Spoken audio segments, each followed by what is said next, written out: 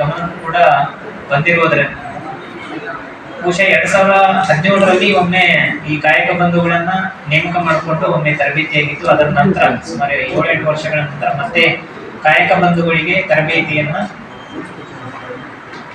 ಈ ಗ್ರಾಮೀಣಾಭಿವೃದ್ಧಿ ಕ್ಷೇತ್ರದಲ್ಲಿ ಬಹಳ ಕ್ರಿಯಾತ್ಮಕವಾಗಿ ಕೆಲಸ ಮಾಡ್ತಾ ಇರುವಂತ ಸಂಘ ಸಂಸ್ಥೆಗಳ ಪಾಲುದಾರಿಕೆಯಿಂದ ಅವರ ಸಹಯೋಗದಲ್ಲಿ ಅವರ ಸಹಕಾರದಲ್ಲಿ ಈ ತರಬೇತಿಯನ್ನ ಮಾಡಬೇಕನ್ನುವಂತ ಯೋಜನೆ ಸರ್ಕಾರಕ್ಕೆ ಇರೋದರ ಹಿನ್ನೆಲೆಯಲ್ಲಿ ಕಳೆದ 5-6 ತಿಂಗಳಿಂದ ಇದರ ಬಗ್ಗೆ ಸಾಕಷ್ಟು ಸಿದ್ಧತೆಗಳು ನಡೀತಾ ಇದ್ದಾವೆ. ಈಗಾಗಲೇ ವಿ.ಆರ್. ಪಾಟೀಲ್ ಸರ್ ಅವರು ತಮ್ಮ ನುಡಿಗಳಲ್ಲಿ ಅದನ್ನ ಹೇಳಿದರು.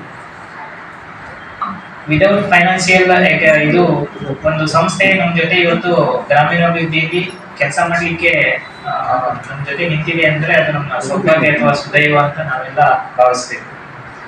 ಸಾಕಷ್ಟು NGOಗಳು ಕೆಲಸ ಮಾಡೋದನ್ನ ನಾವು ನೋಡ್ತೇವೆ. ಆದ್ರೆ NGOಗಳು ಯಾವುದೋ ಒಂದು ಲಾಭಾಂಶ ಇಲ್ಲದೆ ಅಥವಾ ಏನಾದರೂ ಫೈನಾನ್ಸಿಯಲ್ ಬೆನಿಫಿಟ್ಸ್ ಇಲ್ಲದೆ ಯಾವುದೇ ಸರ್ಕಾರದ ಯೋಜನೆಯಲ್ಲಿ ಪಾಲ್ದಾರಿಕೆಗಾಗಲಿ ಅಥವಾ ಸಹಯೋಗಕ್ಕಾಗಲಿ ಬರೋದಿಲ್ಲ. ಆದ್ರೆ